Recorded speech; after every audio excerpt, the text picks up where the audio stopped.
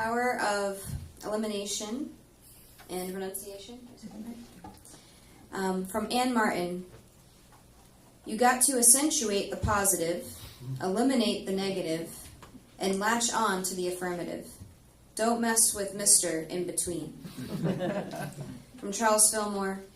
A healthy state of mind is attained and continued when the thinker willingly lets go of the old thoughts and takes on the new. From the Power Up book. We use elimination to let go of old beliefs, embedded theology, and aspects of our ego, personality, that hinder being the best Christ we can be. Another quote from the Power Up book. So we first discern the beliefs that fuel the anger or fear, and then use the ability of elimination to disempower and remove them from our consciousness. And now Kathleen will come do her talk.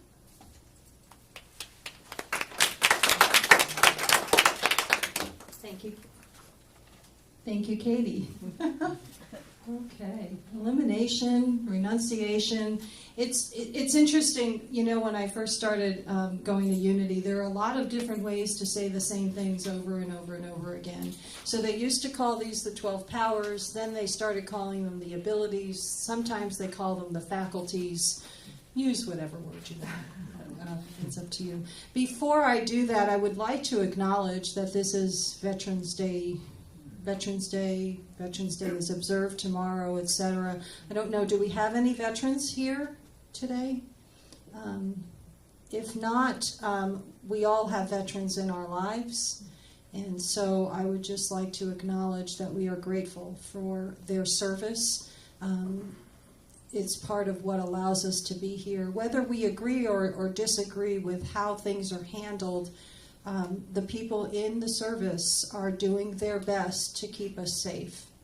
And so we hold them in our prayers, we hold them in our thoughts, and we just hold them in our hearts, that the people making the big decisions are making the smartest choices for the highest good. Amen? Amen. Thank you. Okay. So this is the 11th month, and we're on the 11th power, the power of elimination or renunciation. It's about getting rid of, folks. There are 12 of these powers, as we all know. They are faith, strength, wisdom, love. Power, imagination, understanding, will, order, zeal, elimination, and life.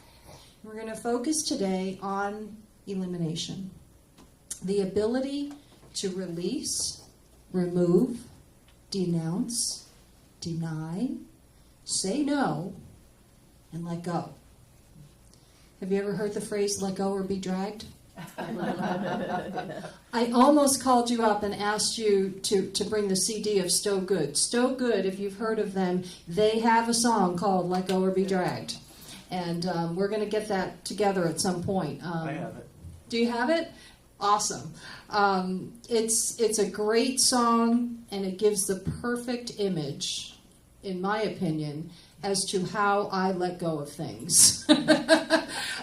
Claw marks, maybe, right? It has not always been that easy, and you'll understand as we go along. For these powers, in that Power Up book that I referenced with the quotes, Paul Hasselbeck and Cher Holton are the authors of that book, and what they do is they go through each power and they talk about an underdeveloped power or an overdeveloped power. What does it look like? So in this case, an underdeveloped power of elimination, what do you think that might look like? Not pretty. Not pretty, yeah. Good point. A classic pack rat. That's what I was going to say. Yeah. Okay, so now we know on TV there's this show about hoarders and all of that other stuff, and it doesn't have to be that drastic to recognize that we might have an underdeveloped ability of elimination, right, if we're holding on to everything. That was never my problem. My problem was always the opposite, the overdeveloped power of elimination. What do you think that looks like? Too sparse. Too sparse? Minimalists. Minimalist, yeah. And there's nothing wrong with a minimalist look, right? You know, decor, if that's what you like, there's nothing wrong with it. However, if you're like me, I would get rid of things and then know I needed them 2 weeks later. You know, eliminate emails, eliminate phone numbers, eliminate, you know, I get angry. It can also be emotionally detached from people. Yes. Just like the hoarding of never letting go Right. of forgiving. Right. The emotional side of the renunciation is being, you know, pack rat, but also the pack rat in the heart. Yes. Not forgiving, and the people who are emotionally detached. That's right. Yeah. But to an unhealthy degree.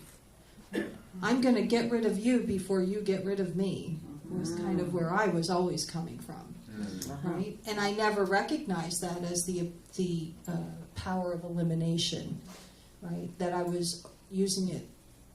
I thought I was protecting myself. What ended up happening? What ended up happening was I was hurt emotionally because nobody wanted to be with me.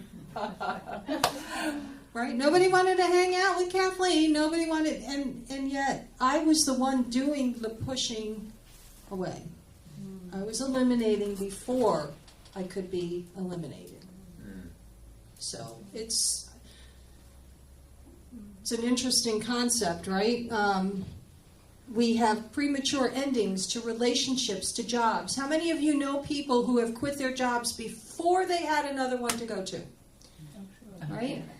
Yeah, maybe you've done it yourself. I was referring to other people in your life, so you don't have to admit for yourself. But it's that upset. It's the possible anger or disruption within me that will cause me to do things like that from time to time, unless I'm mindful of what's going on. What's the real cause of this? It's not because my boss doesn't say good morning to me. It's because I want to eliminate the pain before it hits. The pain, if it's going to hit, it's going to hit. Right? But I think I'm protecting myself. I did that in relationships a lot. I checked out of, you all know I've been married a few times, and I've checked out of those relationships before they actually officially ended in some cases. Right? Not the third one, but the first two I did. I checked out, and we do that from time to time. And then we wonder why it's not working out, you know. It's all about this power of elimination. I have no idea what the next slide is. Let's see. Oh, there's a difference between no and no. Okay, so hold on to that for just a second. Releasing anything, this is about releasing anything that interferes with divine ideas and principles. We let go of embedded theology. So let me review. Embedded theology, embedded beliefs, these are the things we kind of grew up with, right? We may have questioned them, we may not have questioned them, doesn't matter. It's in us, and sometimes somebody will say something that triggers us, right? Like, oh, where'd that come from? That's embedded within us. So all we have to do is be mindful of this, because then if we're mindful of it, we can go, oh, look at that. It's coming up again for me, right? But we don't want to have anything blocking our ability to receive these divine ideas and then use them, right? There's an infinite supply of divine ideas. I can't say that part enough. We always have access to an infinite supply of divine ideas and divine principles. So, in any moment of any day, you can sit, pause, and think about just that. For just a few minutes, just think about, okay, there's ideas out there. Let me grab a couple. You know? And it works. It really does.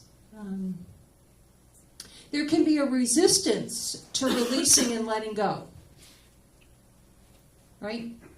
So I'll use my last marriage as an example. It was my third marriage, first sober one. And I didn't want to let go. I didn't want to let go because I felt like it would label me as a failure. And so I stayed in an unhealthy situation for almost too long. You get that.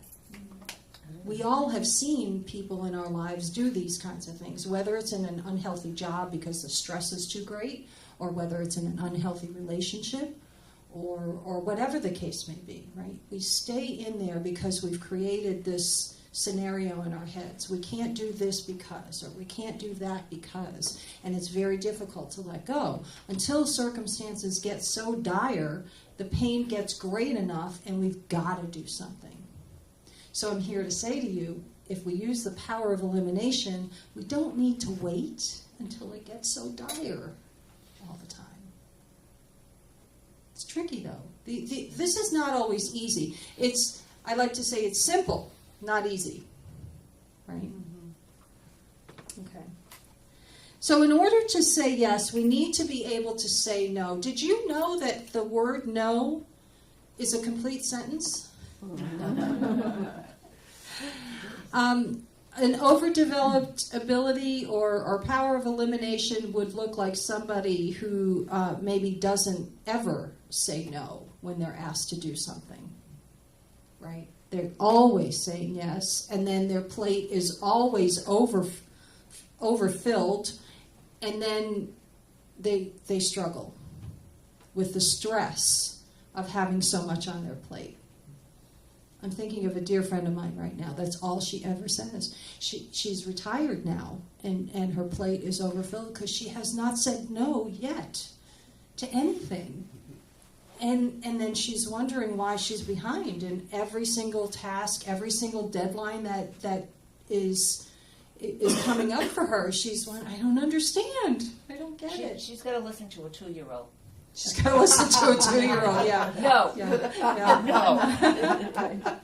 That's true. 2-year-olds have that power of elimination down to a science, don't they? No. Yeah. No is a complete sentence. When we did the prayer circle this morning at 9:30, I brought up this idea of breathing is an example of using the power of elimination. Breathing. I take in oxygen, but then as I exhale, I let go of the carbon dioxide, right? And then James brought up that, and then the carbon dioxide goes out to the trees and the plants and the earth, and it's used to produce the oxygen that I need to take in. So it's a beautiful cycle, and yet it's about that eliminating of the carbon dioxide. It's a physical example, and yet see how it affects everything that we've got going on. Pretty cool.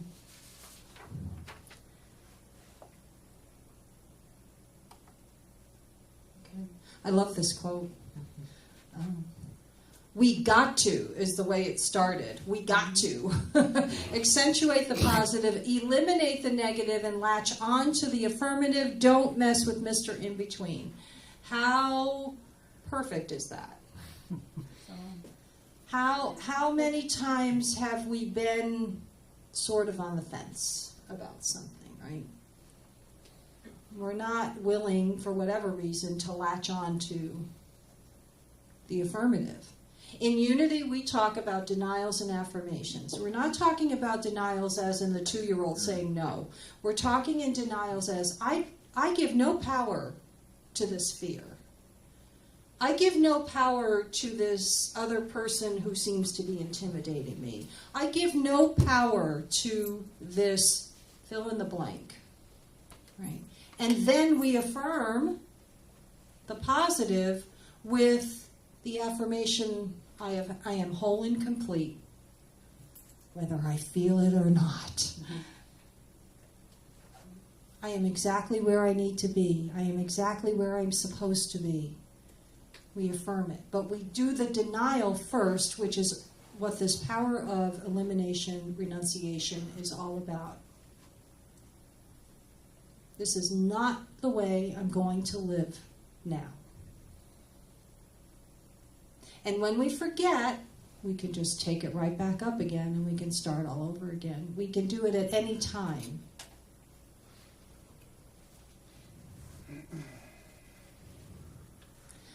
we are looking at releasing the things that no longer serve us. Think about examples in your life. Are there times in your life where you're realizing that there are behaviors, situations that aren't really serving us right now, and yet they're still kind of hanging on? You know? If you take it into meditation and you take some of these ideas that I'm talking about here and think about, call forth, just call it forth. I call forth the power of elimination. See what new ideas come to you in that process. You might be surprised.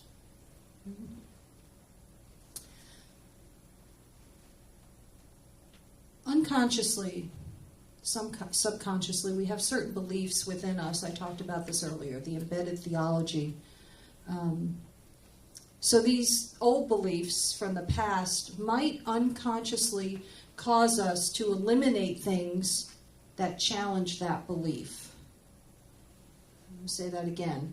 The unconscious, subconscious belief from the past might unconsciously eliminate things that challenge that belief. So if I'm raised in a traditional religion and I'm sitting in a unity service and I'm hearing things like you can eliminate the negative and you can affirm the positive, my little schoolgirl might go, no, you can't.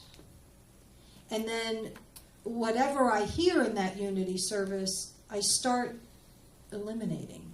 I don't give it any credence whatsoever.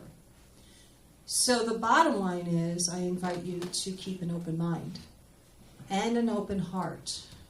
This is very important. The mind is not the only thing. It's the open heart that's going to allow you to absorb this a little bit more. It may hit you 5 minutes from now, and it may hit you 2 months from now about what I'm referring to and how it relates to your personal life. Right? You might be getting it now. But somewhere down the road, you might hear my voice in the back of your head saying, the power of elimination, right? It's open heart, open mind allows us to make the progress that we are looking to make.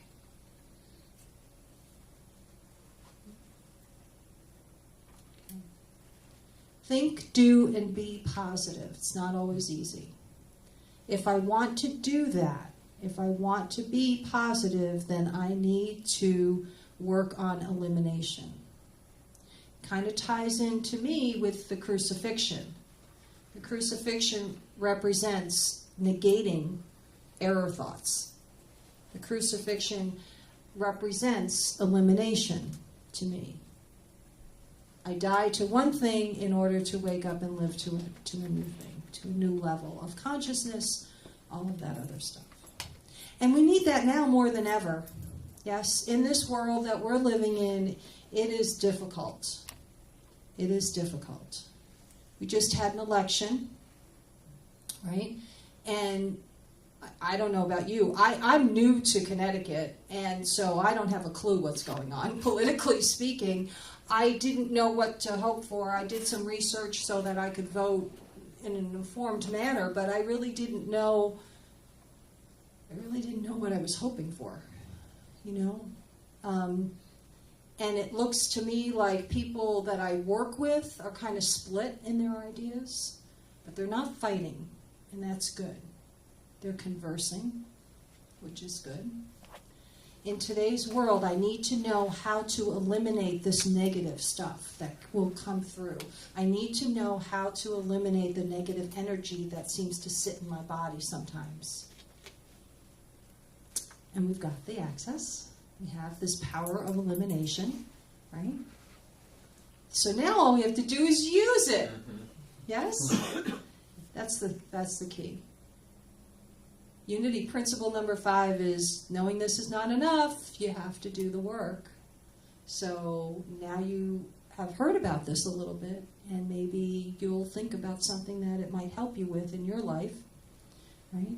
Or, here's the other thing, it may not pertain to you directly, but somebody might come to you later on today or later on in the week, and they might be needing some guidance. And you can talk to them about the power of elimination without actually referring to it officially as the power of elimination. There's lots of ways you can use this. It's very exciting. Very exciting. I am excited to have Mary here today with us so that we can do the meditation with her.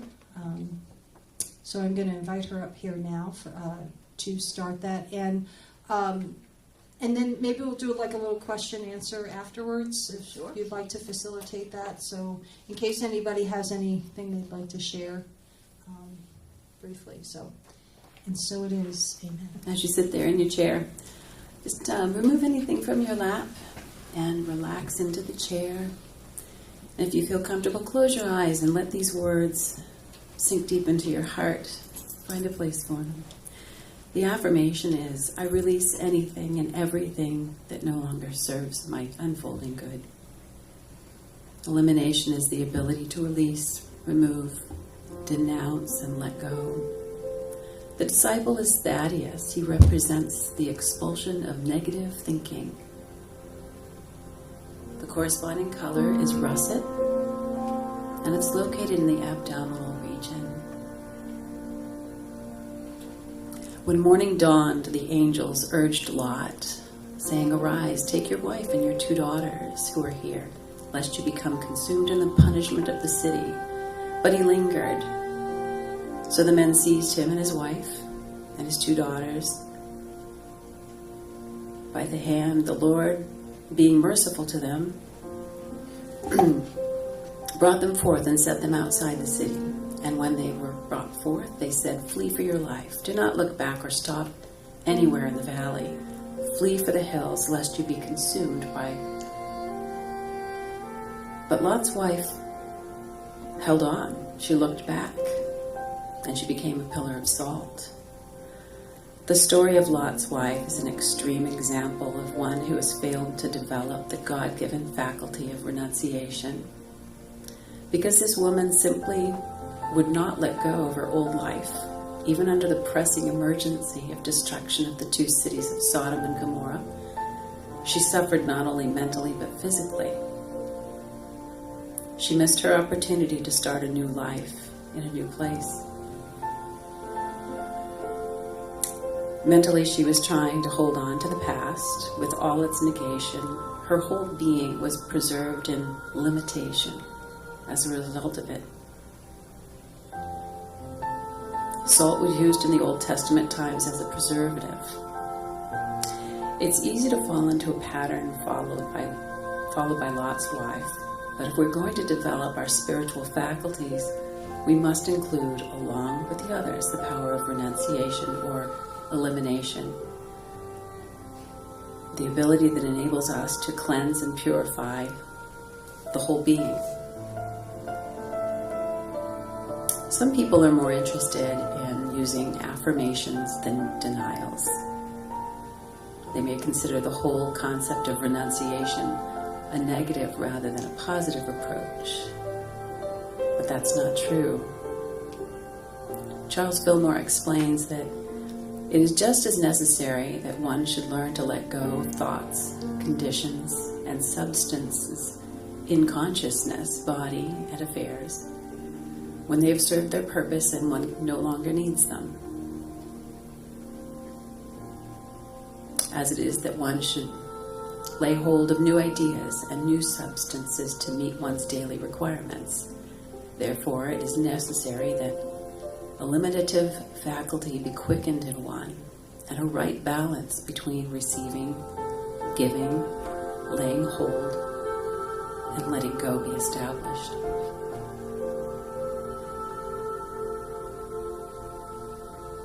As elimination is necessary to the completion of the digestive process in the body, so renunciation is important to the completion of the establishment of divine order.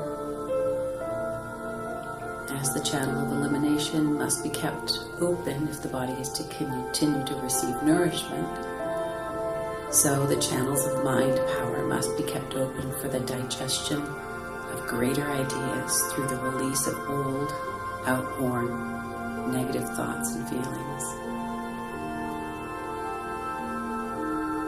Renunciation must work in conjunction with all the faculties as we replace old, wrong habits of thought and feelings with the new concepts and understandings that will be the basis for spiritual growth and development. As we would remove weeds from our flower or vegetable garden in order to give the desired plants room to grow, so we must remove weed thoughts from our minds to prepare room for our budding spiritual assets.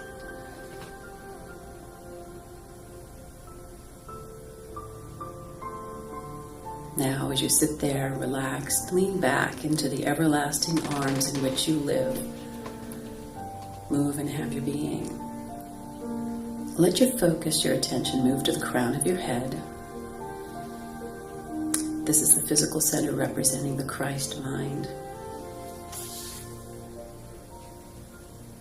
And know that the Christ of God is awakening in you now.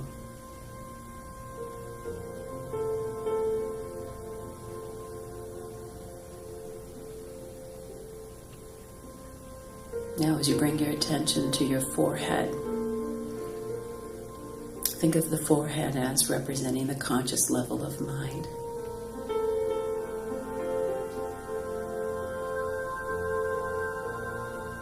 And affirm, I am consciously aware that the Christ of God is awakening in me.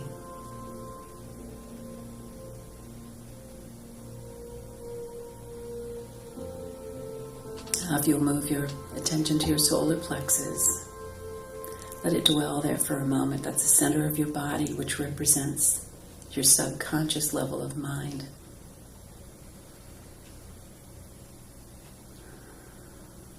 And affirm that you are grateful that the Christ of God is awakening in you.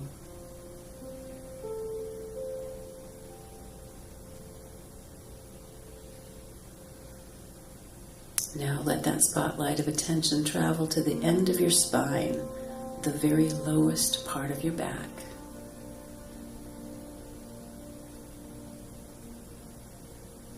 Christ in me quickens my faculty of renunciation. The activity of spirit cleanses my mind of limited and false beliefs. I am making room for greater understanding and a newness of life. And I am grateful. Amen.